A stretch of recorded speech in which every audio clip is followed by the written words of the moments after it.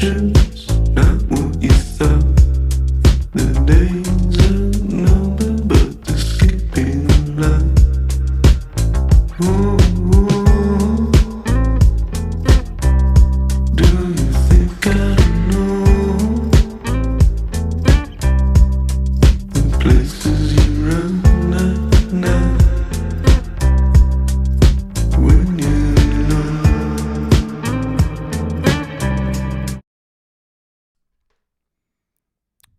What's going on, everybody? Welcome to 343 TV with yours truly, Justin Beck. I have to apologize first for the technical difficulties that I had last week. My internet went down, and that was a huge bummer, but everything's up and working this week, so I'm really, really excited to jump back into things. For those of you that are joining us for the first time, welcome. If you're wondering what on earth you have just tuned into, well, as I mentioned, this is 343 TV. And this is the online live stream free educational branch of 343 Labs. And we are a music production school. We are a music production school based in New York City and Berlin. We offer classes in person and online, and we just got a super sick new, spanking brand new, literally the paint still smells on the walls, brand new space in New York City, and it's absolutely awesome. I would highly encourage you to drop by and check it out if you haven't already, whether you're a new member to the community or someone who's already been around. We'd be happy to have you. Anyhow, we offer classes in all things contemporary music production, be it Logic, Ableton, mixing, mastering, synthesis, composition and arrangement, you name it, we teach it. So, if you dig the content here on the channel, I highly encourage you to subscribe because we got a lot of amazing content coming your way on a weekly basis. The school is based of instructors who all, have success in the industry, and we're all just out here trying to, share our talents and knowledge with you all to help improve your music production game. So I stream every Wednesday at 1 p.m. Eastern Time, and this show is called Electronic Music Essentials. And basically what I do on a weekly basis is I try to cover topics that I think are essential to contemporary electronic music production, but also apply to, other types of music production, not just electronic. And the idea is that after each session, after each stream, you should be able to walk away and have new information that you can apply immediately to make your music, better, more interesting, more fulfilling, etc.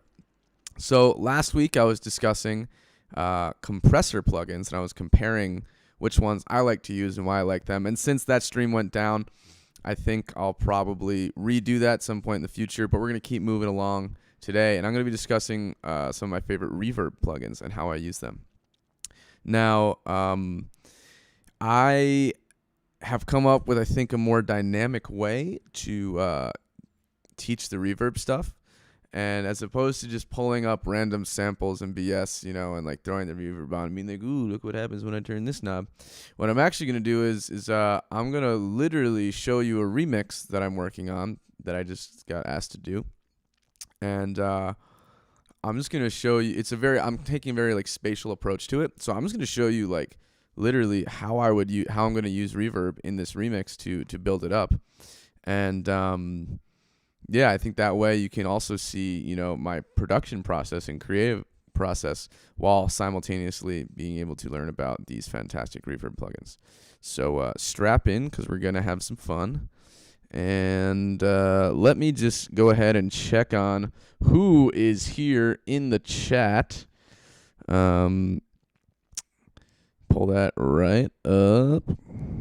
Here we go. I'm excited. All right. I recognize some names. I'm saying hello to you right here. We got Pavel. What's going on, man? We got Silvano Cortazar. I feel like you were here last week, so welcome back. Enigmatic Onion. Of course, always here. What's going on, dude? And Mercia Messession. I don't know you, but I'm excited that you're here, and I'm glad that you appreciate what we do here on the channel, because, you know, what makes it great is the fact that you guys are here, and that we get to interact with you and see you on a weekly basis. So I'm going to go ahead and just jump right into it. So I have this remix for this band going on right now. They're called DOP. They're from Russia, I think. Actually, don't hold me to that. I'm not positive. So wait, let's try it this way. Here they are. Yeah, so they're a cool band. They reached out to me to do a remix, and the track's called Euphoria, and it's pretty cool. And so I'm going to go ahead and open up the session that I just really started on, like, today. Still totally playing around with the idea, so it's totally fresh. And I think what'll be cool today is it'll be kind of like a double whammy. So you're going to be able to see how I'm applying all of my reverb processing and stuff, but also you're going to get to see how I literally go about doing a remix, you know, which I think is cool. Yeah. So, all right. First off, the reverb plugins I want to talk about, okay, are REVERB 2 from D16 Group. It's one of my favorite reverb plugins. It's also enormous. So what the hell, man? Why can't I make it smaller? Okay, 80%. That's cool. So then I also want to talk about Capital Chambers Reverb from UAD, which I'm just going to ruin. I'm just going to, you know, spoiler alert, this is the best one. This is my favorite one. This is like literally the best reverb ever. It's in terms of digital stuff. And then I also want to talk about this other reverb plugin called SAR-1. Very affordable plugin. Really, really good sounding. If you just need to get like a realistic room sound, this sounds great, I think. So these are going to be the three I'm going to talk about. But with that being said, I'm also going to show you all sorts of crazy spatial time effect plugins and like reverb things that I am going to use over the course of this remix, and that I really like to use to like be creative, but also as like both like creative and mixing tools. So I'm going to go ahead first off and just go to, let's see. Yeah, the REVERB, which I have loaded up over here. If I'm not mistaken. Okay, great. Great. Take all these off here because I don't need triple reverb on my plugins. Alrighty. So I'm just going to, let's see, what's the best? Yeah, I'll show you what like the track is in a second. Let's just jump into, or no. Yeah, I'll show you what the song sounds like. Why not?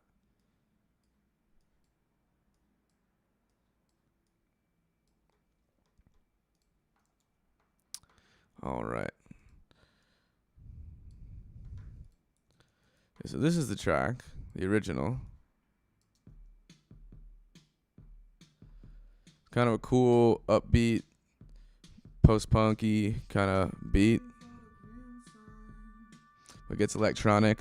What's going on, Rashane?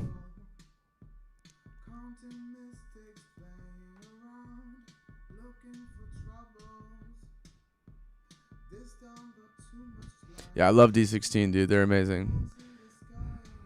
REVERB is one of the sickest reverbs around. So unique sounding, you know?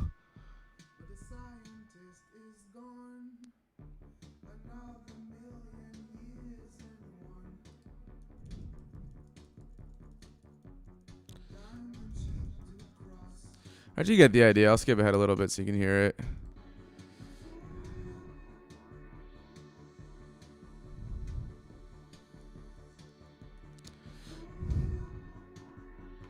All right. So what I've done so far is I've just been playing around with vocal chops. I haven't really added any instruments yet.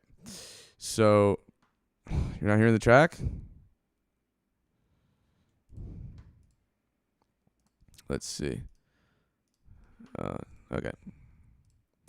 Cool. Thank you for letting me know. All right, you should hear the track now. So I'll go ahead and play that again.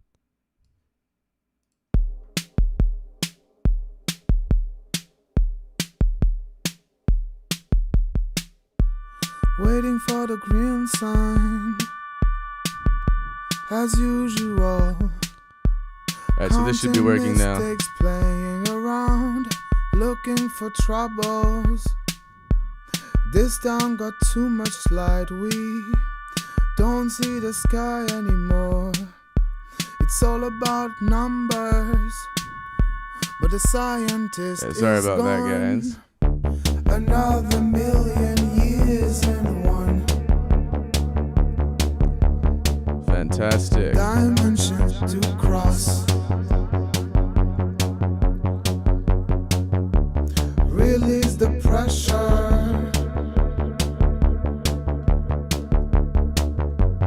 Let us jump.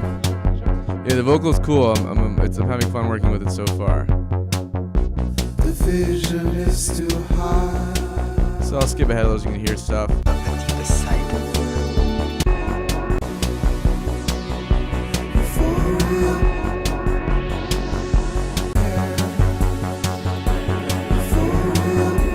it gets this cool, like swirly, all stuff. Alright, so you get the idea. Anyway, I'll show you what I've been doing so far. So I'm just like been chopping up the vocal and doing some weird stuff. And so I'm actually starting the track 2 bars before the downbeat that I'm going to use. So I'm just going to turn on the metronome so you guys can hear it.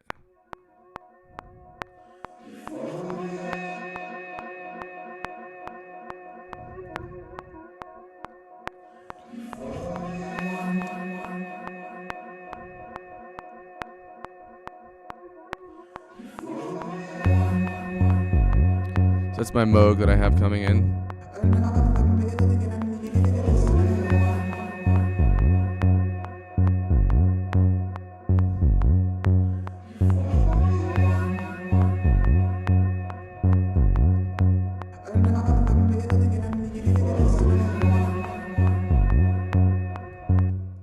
Cool.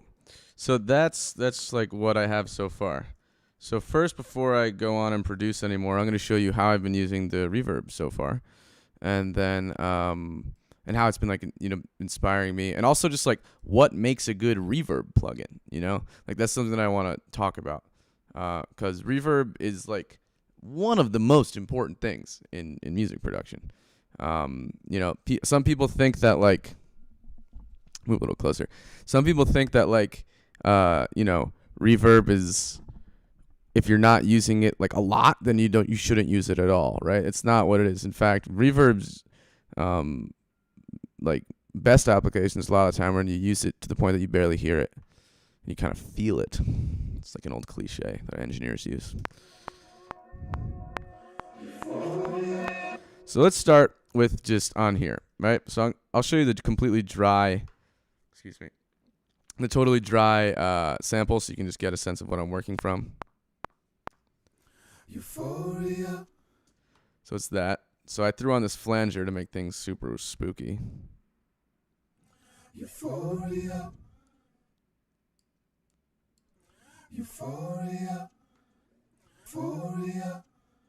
Euphoria. And then I put on this filter freak from Sound Toys. Euphoria. And I have the filter modulating. So it goes, Euphoria. And then I took this plugin, which is actually low-key one of my favorite ways to make reverb. This is the H910 dual harmonizer from Eventide. This thing is so sick. Honestly, top 5 favorite plugins. I'm not even exaggerating. I use this all the time for my own Sylvan Paul stuff, which of course this is that. And so yeah, listen to what this does. Euphoria. Like this really crazy delay. Euphoria. Euphoria. And so what I love about this is just turning the feedback up a lot. You get this really cool, colorful, weird, robotic, like chamber sound. So I use that, and then I cut out some of the low frequencies from here. Euphoria. And then I'm going to take REVERB, and I am going to turn the reverb up a little so you can hear what's happening here. Euphoria. Euphoria. Euphoria. So what I love about this plugin is that it's like an ambient generator, basically. So the way that I like to use this plugin is either directly on the channel to like, you know, add a little bit of motion and like modulated reverb feel. That's what this is. This is a modulated reverb, right? So like if I'm looking to reach for a realistic sounding reverb, right? If I want to create like a room or a hall or a chamber or something like that, where it's like, you're like, oh, I think I recognize like the feeling of this space, I'm not going to use REVERB. So like I use REVERB to create extraterrestrial spaces, right? I use it to create spaces that are like really giant soundscapes, you know, and sweeping, and it has this really crazy delay, pre-delay on it that just sounds, just like sweeps things out. So check it out. And so right now what I'm using to do is just create this little kind of warm layer of vibe, right? So I'm going to play it without the reverb for a second. Right, and that just ends quickly. But if I put on the reverb,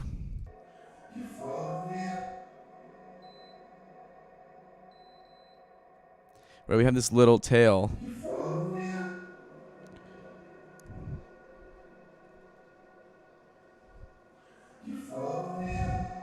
And it's just simmering there in the bottom, right? Thank you, C-Ray Beats. I'm glad you like it. Nefertiti, what's going on? Oh, hey, what's up, Max? Welcome from Berlin. So that's like, I really like to use REVERB to, you know, create those big raking spaces, you know? Let me click save real quick so I can mess with the plugin and still go back to my old setting.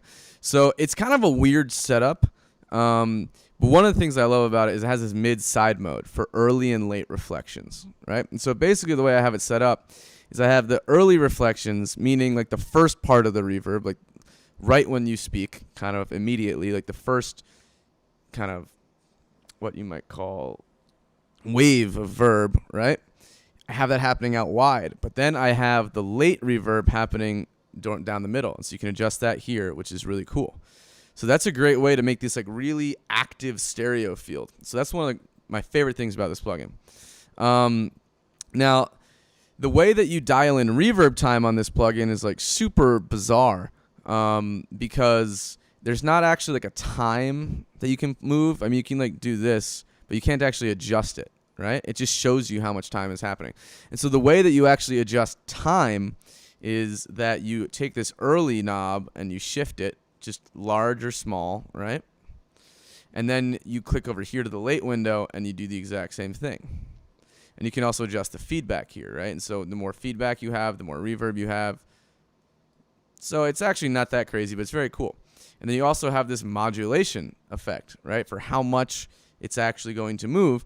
And then you have these little jankety like reverb filters, basically for, you know, do you want it to be bright or dark? And that just is going to be rolling off high or low frequencies, right? Okay, Rashane, how do you know which reverb to use on an instrument? That's what I'm actually going to be talking about as I'm kind of going through this. There's no like rule at all, right? To like how you should be using reverbs. Oh, sorry, I was very thirsty. Sit up a little bit in the chair. There's no rule to how you should be using reverbs and like which reverb to use on what types of sounds.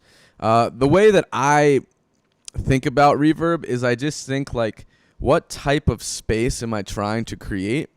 What type of vibe am I looking to instill on the sound? You know, am I looking to just give it like a little hint of like warmth from being in a room, or am I trying to space it out like this, right?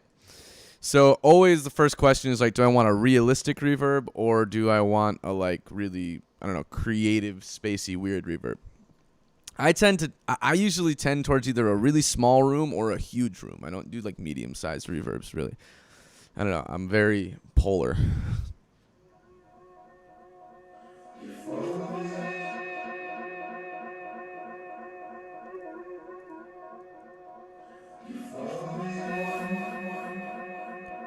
I'll have to check that one out, C-Ray Beats, for sure. I appreciate the recommendation.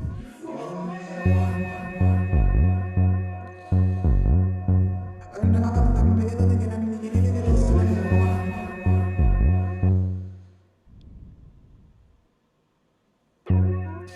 one. Max, did I go over those different reverb types? No, I hadn't yet. I'm going to get into that kind of on a per plugin basis, but this isn't really like a 101 reverb. I'm just kind of showing my favorite reverb plugins and explaining why I like them and what they are.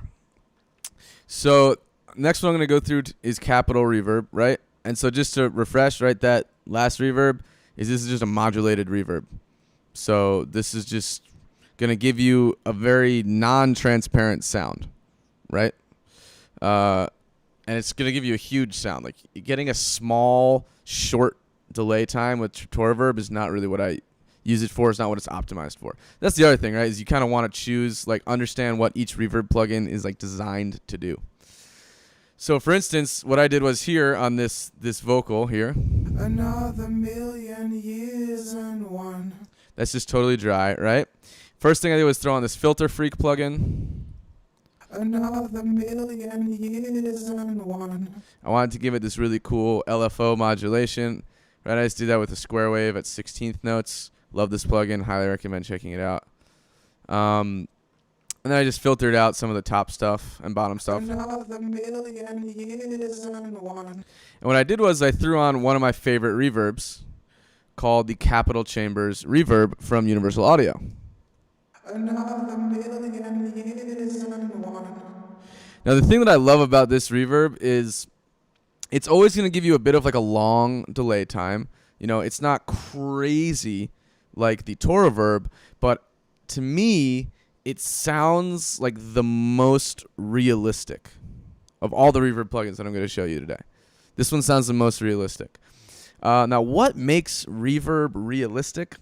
That's kind of a complicated thing to talk about, right? On the one hand, you would probably argue that that's a bit subjective, but at the same time, I would say that there are certain hallmarks of a natural sounding reverb that distinguish it from maybe other reverbs that are, I would argue, you know, less effective or less real sounding.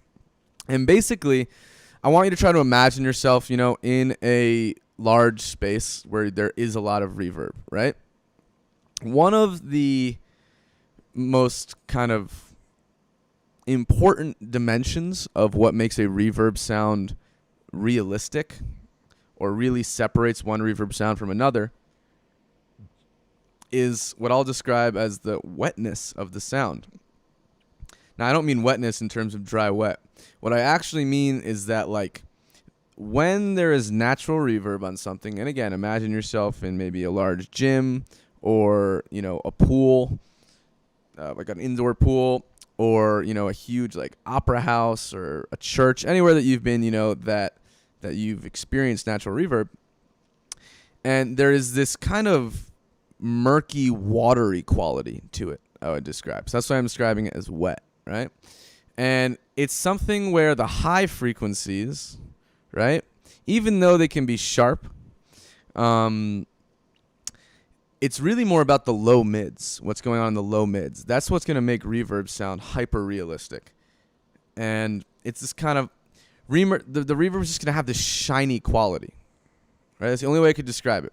Now, in the digital world of both plugins and like just reverb in general, one of the common misconceptions, I think, there's a false equivalent between brightness and shininess, right? So, you know, this vocal, for instance, Another million years and one. is quite bright, right? Which is in a cool way. It's like very nicely balanced and mixed. But I wouldn't describe it as shiny necessarily. Now, again, hugely subjective term. You might hear that and go, "What are you talking about, man? That's really shiny." But if I put on the reverb, Another million years and one. let's do that again. Another million years and one.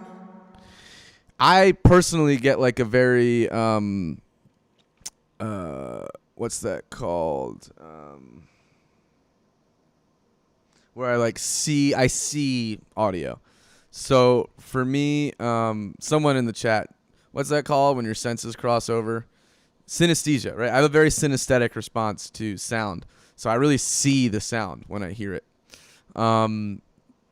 And so for me, like what makes this now shiny, even if I turn the mix down, Another million years and one. is there's that reflective quality, right? So when I think about what makes something shine, right? And I'm thinking about in terms of just like reality, you know, if I think about like water, if I think about the sun shining off the water, right? It has this shimmering quality. If you think about the sun reflecting off of a car or a window, it has this quality where it's not totally perfect and stable all the time, right? It's kind of moving, like refracting. So for me, when I think about a good reverb, I should feel, see, and hear the motion in the reverb. Now, I don't mean the motion in terms of like modulation, like the Torah verb, where literally the sound is moving and it's like very obvious. What I'm talking about is like dynamics, right? So there are no spaces that are perfect. I mean, you have, concert halls that are designed to have super uniform, beautiful reverbs, but, most places don't have that. So this plugin, by the way, is actually modeled off of these really, really famous reverb chambers located under Capitol Studios in Los Angeles. So the way that reverb used to work, right, before we had plugins and all this stuff, was, one of the ways it used to work, a lot of ways, of course, was they would actually have these chambers underneath the studio or in another room or something, right? Abbey Road also had these. And essentially, they would have PA speakers in those rooms, and they would feed the audio from the console or from the particular track that they wanted to apply reverb to. They would feed it into that space. Oh, man, that's on my eye. They would feed it into that space, and basically they would use microphones to record the real reverb of that room. So as you can see, there are 4 reverb chambers that have been modeled, and they even look different. You can kind of see what they sound like. You can almost imagine the reflective quality of them, right? So if I go through this plugin, I actually can go to each of these and select, which one I think sounds the best for this voice. Another million years and one. That sounds really nice. Another million years and one. So like for instance, I think this is a really smooth sounding reverb, this option on here, to the extent that I don't hear a lot of like low mid buildup. Another million years and one. Really smooth. Now let's try 4. Another million years and one. Right? That frequency is really coming through there. Another million years and one. So there's kind of more color and boost to the low mids in this one. So I don't know if I would use that for this. Another million years and one. Now that one's super reflective and weird, and it's adding more space, I would say, a lot of space in a really cool way. But again, tons of resonant frequencies being created by the reverb. So let me also check this one now. And you can see the speakers, the way they would set this stuff up. It's really cool. Another million years and one. That one sounds cool. Another million years and one. I like that one. Another million years. I don't know. For me, at least for this vocal, wow, that one just sounds. It adds so much dimension and color to the sound that the other ones don't. Now, the other really cool thing about this plugin is that you can also choose the type of microphones that they would record this space with. Let's see if it makes a difference. So we're currently using the SM80. So let's switch over to this guy. Another million years and one. Another million years and one.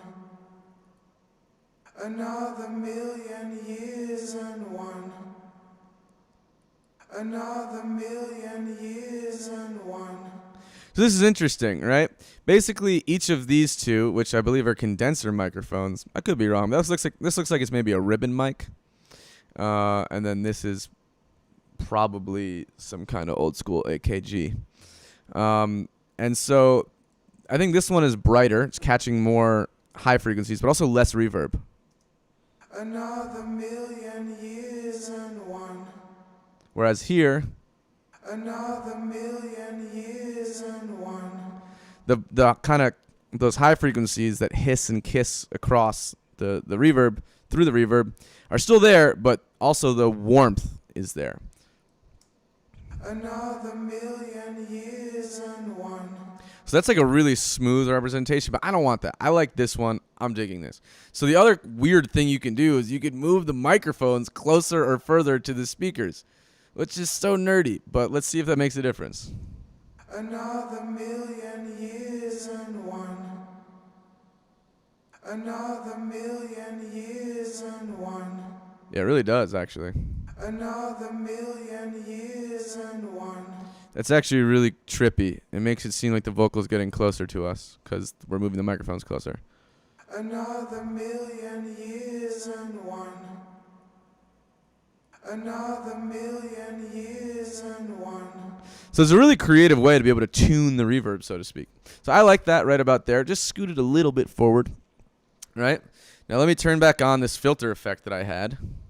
Another million years and one. It's a little exaggerated. So Another million years and one. I like that. Another million years and one. Now we turn off the reverb. Another million years and one. Pretty cool. I'm digging this.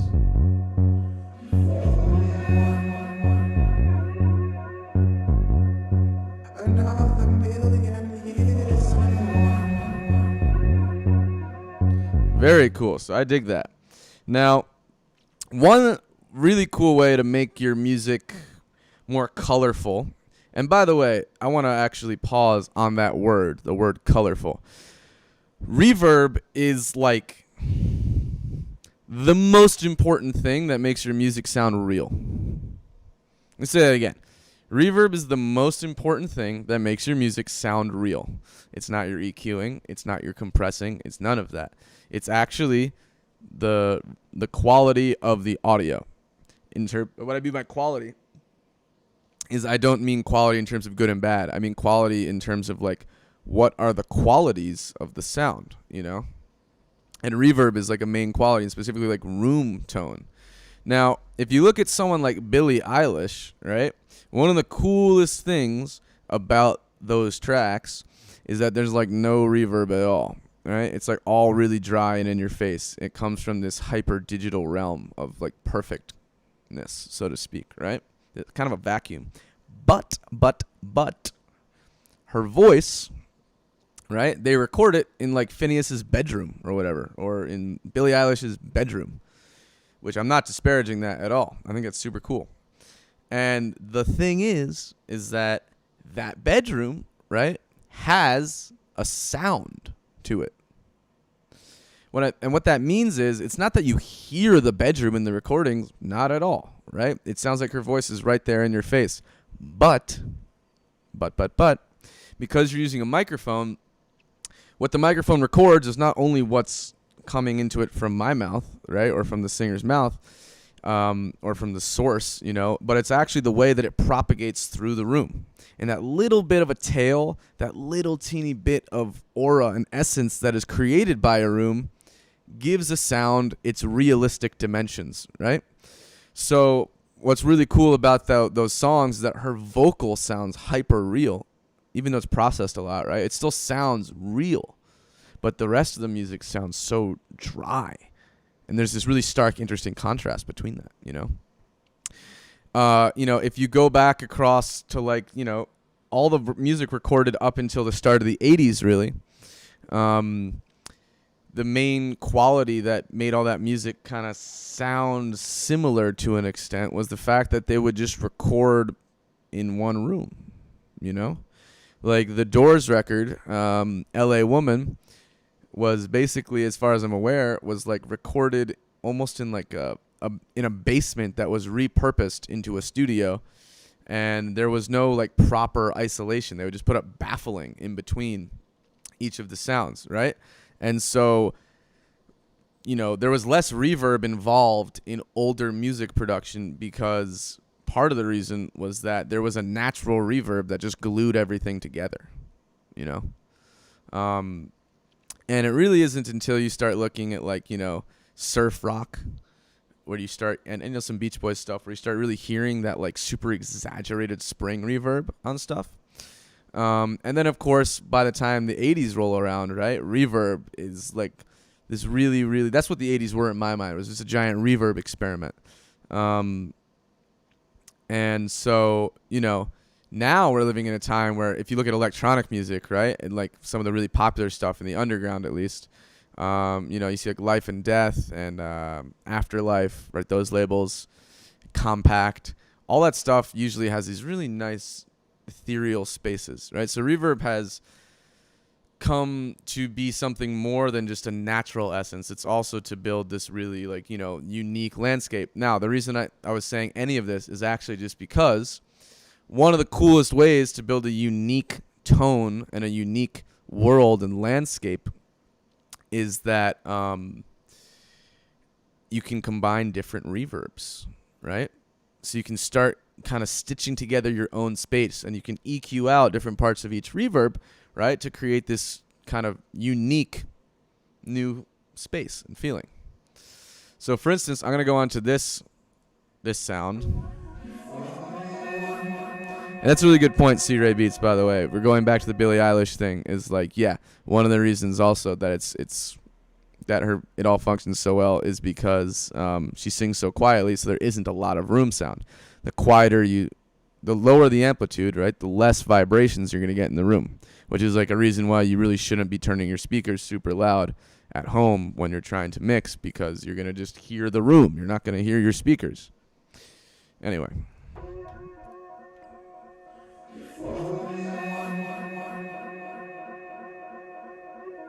So this sound, one, I have it dry right here because it's cool initially, but now I want to throw on some reverb using the Softube SAR-1 reverb. I really like this reverb. I use this reverb primarily to resituate instruments into like a real space if they need to be, especially if they're samples or stuff. I also use this a lot of time as a glue reverb for my drums, where I'll send all of them to just like a little small studio room. So that's one of my favorite uses for this. I'll just turn the reverb all the way down.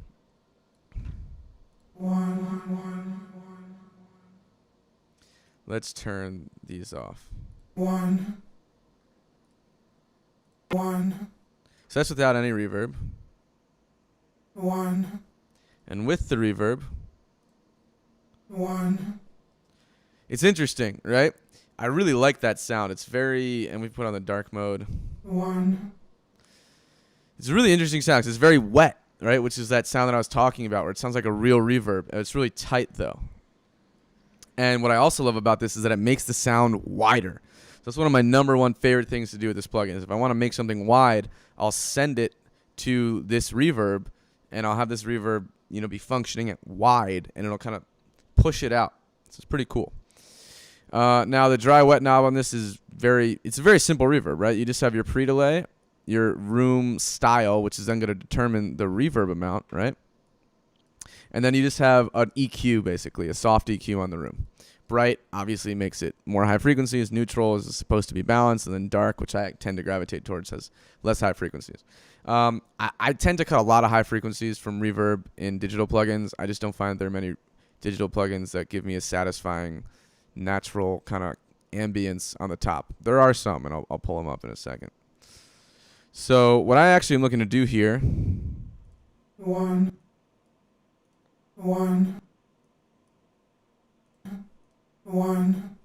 So this is a really cool way to get a natural reverb. So now it just sounds a little bit more like it's been recorded, like it's in a real space, right? What I actually want to do is I'm going to put it on a longer reverb setting.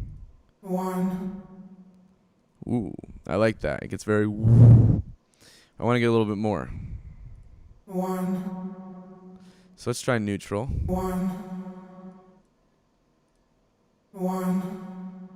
One of the things I love about this plugin is that it's so versatile. You can get so many different types of reverbs just by sliding this knob up and down. Right? It's like you get, this sounds very kind of Tora-verby almost. Really like modulated and spaced out. But then like this sounds kind of just like a reflective, you know, little chamber that you would record something in. So anyway, I'm going to turn back on my effects processing. And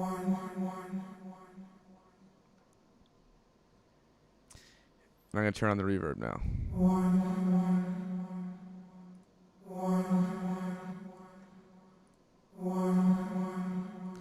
Now, something to notice about this plugin, and just in general about, actually, not just this plugin, about all reverb plugins, the pre-delay is like the secret to setting your reverb in a compelling way, in a natural sounding way. So when what the pre-delay means is, no, I don't think this plugin is only for Mac. You can just go to Softube and you can get this plugin, unless Softube only makes plugins for Mac. But I don't think that's the case. This is the company. It's called Softube. So the thing is with pre-delay is it's the amount of time it takes for the reverb to be heard. Okay, so what does that mean? Basically, imagine you're sitting in a room, right? No, say you're in a church, you know, big old marble stone church or something, and you clap. You ever had that experience where you clap and it takes like half a second for the clap to happen again, right? Well, in essence, that's pre-delay. So what that means is that the sound waves, that space is so big that the sound waves take so long to travel through that space that by the time they reflect back to you, it's actually been a really long time. So you can simulate bigger spaces by using more pre-delay. So what I'm going to do is I'm going to turn up the pre-delay. And the idea is you kind of want to set it so that it's decoupled to the point that it just slides into the reverb. If your pre-delay is set to 0, basically the reverb is right on top of your dry signal. What we want to do with reverb is have it feel like the dry signal is here and fading into the reverb.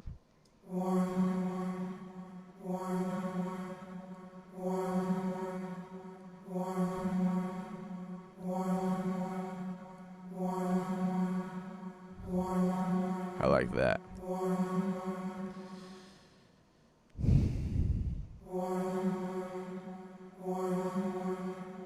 That's pretty cool. All right. So I'm going to turn this off. Or I'll tell you what. Yeah, I'm going to turn it off. Actually, you know what? No, I'll turn the mix down. So I don't want any reverb at the start here. But when the bass line starts coming in my Moog that I programmed, I want this to get big. Yeah, actually, Rashane, that's how I got that plugin. That's a free plugin I got from buying a Claret like 5 years ago.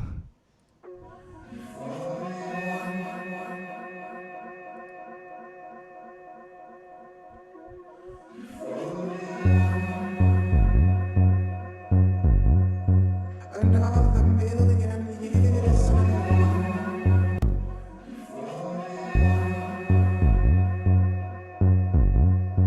another million years All right, cool. So a lot of times, if you're using reverbs directly on the channel, you know, it's really important to EQ after reverb because you're going to get a lot of craziness in there.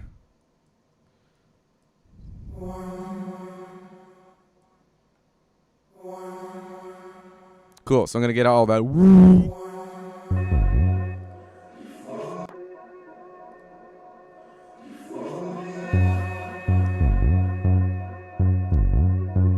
another million years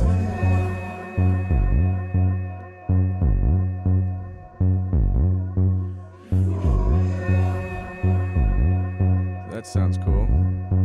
another million years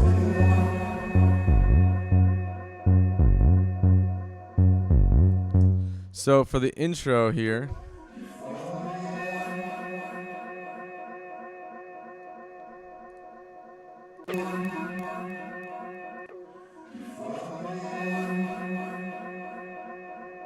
I'm gonna turn off the high pass cut for the start.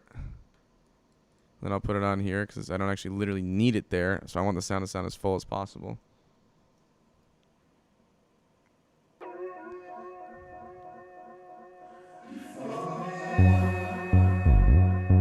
Cool. Now I might make the reverb bigger, to be honest. I want to really hear that reverb on 1, 1.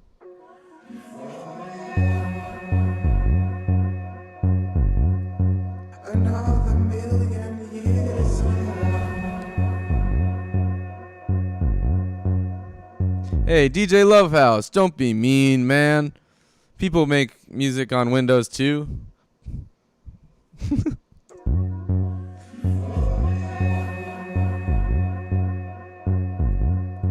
another million years and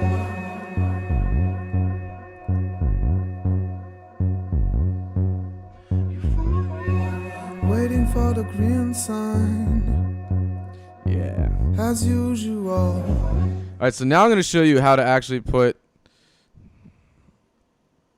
I'm going to show you how to put reverb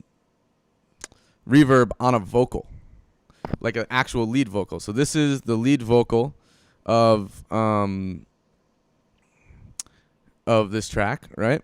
Now the thing is that you actually don't want to be putting reverb typically directly on the vocal. You actually want to put the reverb on a return track, right? And so I'm going to create a send, and I am going to first put on a reverb that is called the EMT 140, and this is a plate reverb. And this is, again, Universal Audio. I really like their reverbs. I think they sound great. And so what I'm going to do is I'm going to put this on the return. I'm going to turn up the input filter to 360 hertz so that I, in theory, am high-passing information out of there. And then I'm going to turn up the return amount and see what this reverb sounds like. Waiting for the green sign as usual. Ooh. Counting mistakes, playing around, looking for troubles. This down got too much light, we don't see the sky anymore. It's all about numbers. It's all about numbers. So I like that quite a bit, right? Now the whole point of putting reverb onto the return track is that I can keep my vocal dry and up front, so it's understandable, so it's like intelligible, right? And then on the return track, I just only have this reverb. And so I get the best of both worlds. I get the clarity of my lead vocal, but the awesomeness, if you will, of my what's this? Well, the awesomeness of that reverb. And I really, really, really like this reverb tone. So I'm going to turn the pre-delay up a little bit. Again, to decouple it. And it'll actually make it sound bigger. Waiting for the green sign as usual. Counting mistakes, playing around. Now, I don't like actually how wide it's getting. I kind of want it to be more towards the middle, which is another reason that I love this plugin, because it has a width knob. So I'm just going to adjust that width knob until I can get the reverb into like a middle area. Waiting for the green sign That's cool. as usual. Counting mistakes, playing around, looking for troubles. This town got too much light, we don't see the sky anymore. And so you see, without the reverb, this is actually Waiting for where the vocal is. I'm just adding the reverb behind it. as usual. Counting mistakes, playing around, And if you notice, when I turn the pre-delay longer, actually it seems like we can hear the vocal stay more in the front. Whereas when I take the pre-delay and move it shorter, you're actually going to hear the vocal. It's going to seem like it's pushing away. Waiting for the green sign. Right? It seems like the vocal's going away now. As usual, counting mistakes, playing around, looking for troubles. I kind of like that though. This time got too much light, we don't see the sky anymore. All right, so there's a lot of madness going on here. So what I'm going to do is I'm going to put on the Slate Digital Virtual Mix Rack. This is kind of my go-to clean up the reverb send plugin. Waiting for the green sign. So I like using this high pass filter because it's like, I think it's 12 or 6 decibels per octave. It sounds kind of like 6. So it's just really like smooth. It doesn't like thin it out in an unnatural way. But it gets the job done. It cuts out those low rumbles, right? Waiting for the green sign. But we still have some of this. As usual, counting mistakes, playing around, looking for troubles. This time got too much light, we don't see the sky anymore. It's all about numbers.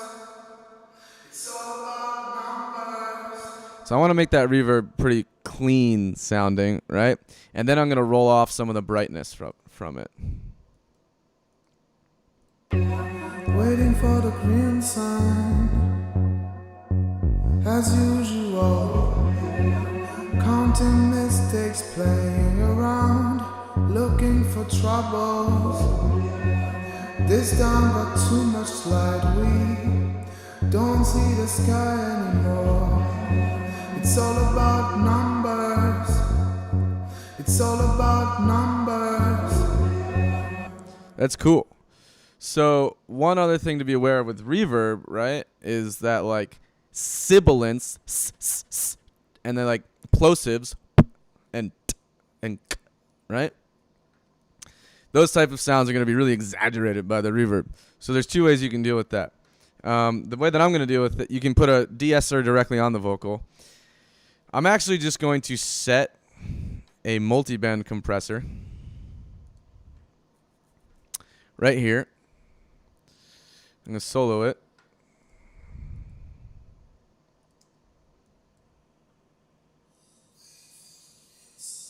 It's a huge, so you can hear how much it's, right?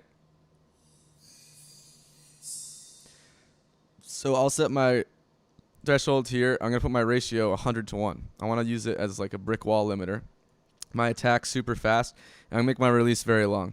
You want to use a long release on reverb because it basically keeps it natural. Otherwise, if you use a short release, the reverb jumps back up, and it makes it like more reverberated in a bad way. Although if you want to excite a reverb, and it's like a dull reverb, one of the best ways to do it is to use a very aggressive compressor on it and use a really fast release time. Waiting for the green sign. As usual, counting mistakes, playing around, looking for troubles. This time got too much light, we don't see the sky anymore. Don't see the sky. So you hear it does a pretty decent job of catching that stuff. Don't see the sky anymore. It's all about numbers. It's all about numbers.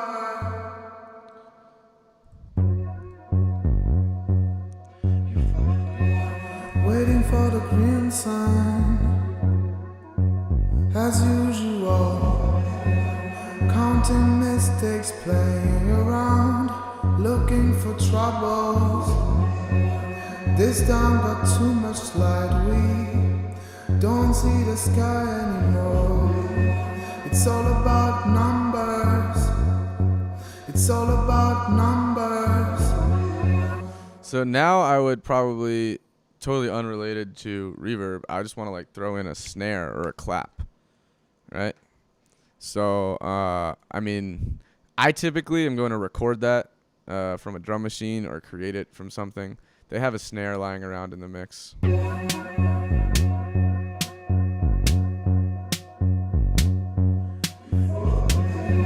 For my style, I don't think that's really going to be what I want. But I do have some good samples.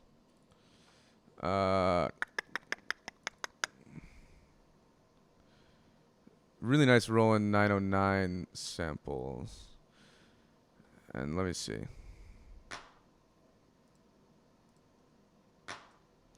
Nah, that's not really what I want. That's kind of what I want. So let me go ahead and throw this in here.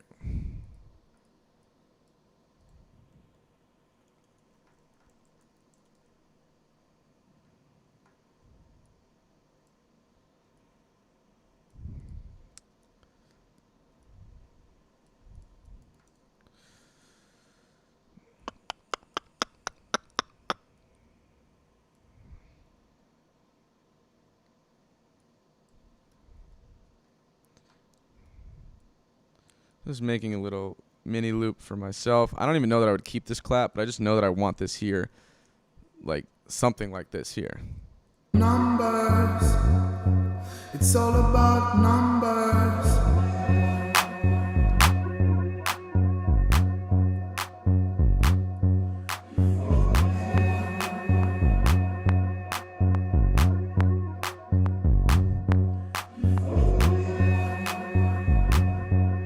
I actually want this clap to be a little late because it's so fast. So let me see if I can take this and just shift it slightly in time like that. Let's see if I like that.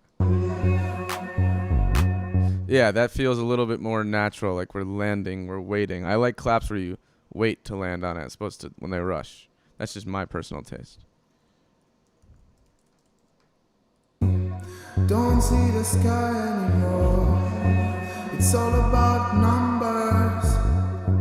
It's all about numbers.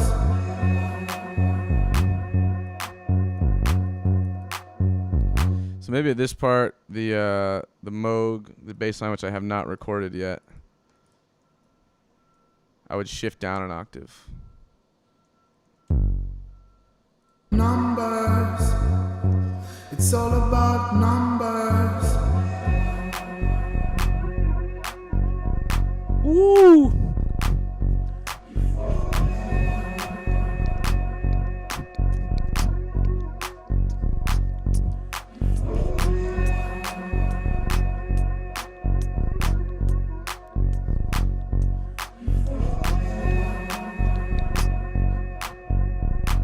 Yeah, so my plan for this remix is to get my guitar involved big time and stuff. I guess I could record the Moog real quick.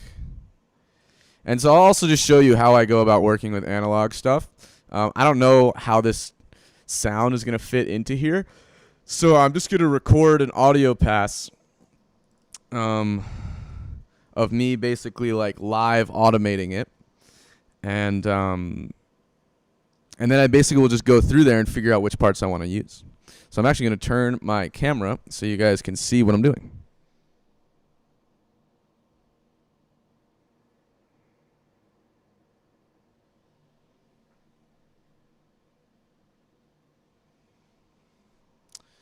Alrighty.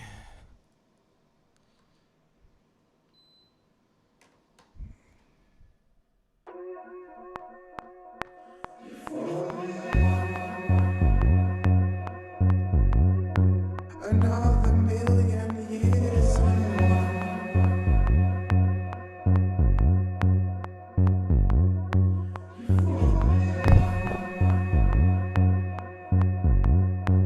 Another million years.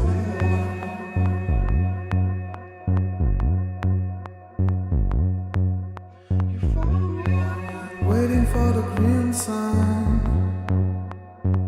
As usual, counting mistakes, playing around, looking for troubles. This time got too much light, we don't see the sky anymore. It's all about numbers, it's all about numbers.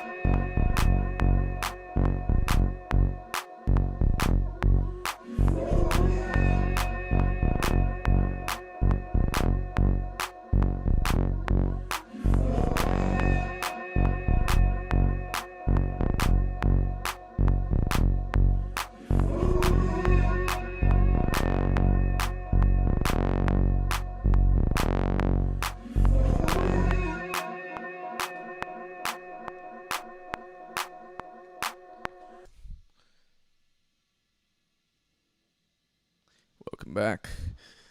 Yeah, so like, you know, some of what I did there I liked, some of what I did there I didn't like.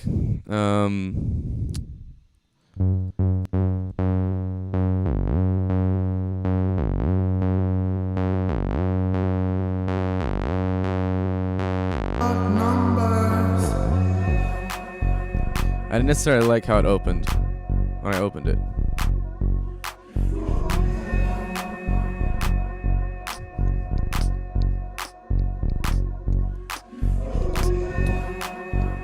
Anyway, let's see.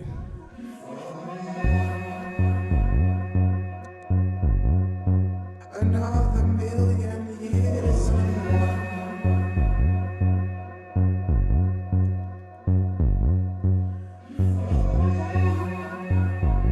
So that sounded really good right there. Just a bunch of Another million years.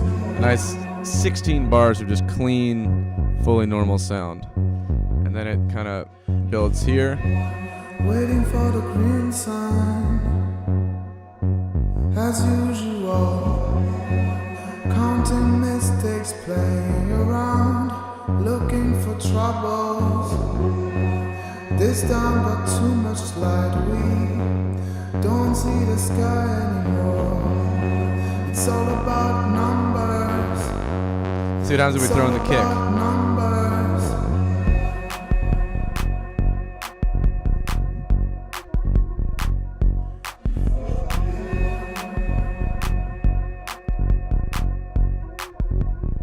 So that's the original kick. I think the pattern doesn't work. I'm just gonna go doom, doom, doom, doom, doom, doom, doom, doom. Yeah, but I think also I'm gonna use a real live snare, which I'm gonna record. So, yeah, I mean, we'll see how that goes. Anyhow, I actually have to run because I have duties to attend to at the school. I have to go teach a class. So I'm going to jump out of here, jump back into here. I appreciate all you guys who tuned in. I hope that you found today helpful and talking about some of those reverbs and how I think about reverb and kind of what its role is to play in productions. If you like the content, please hit the subscribe button on our channel. We have tons and tons of great content coming at you almost daily at this point, right?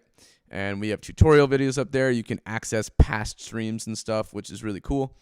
Yeah, you know, also, I should mention, if you want to up your production game, right, and, you know, you're finding the streams helpful, but maybe there's just that little bit extra that you're looking to get, I highly recommend taking a class at the school.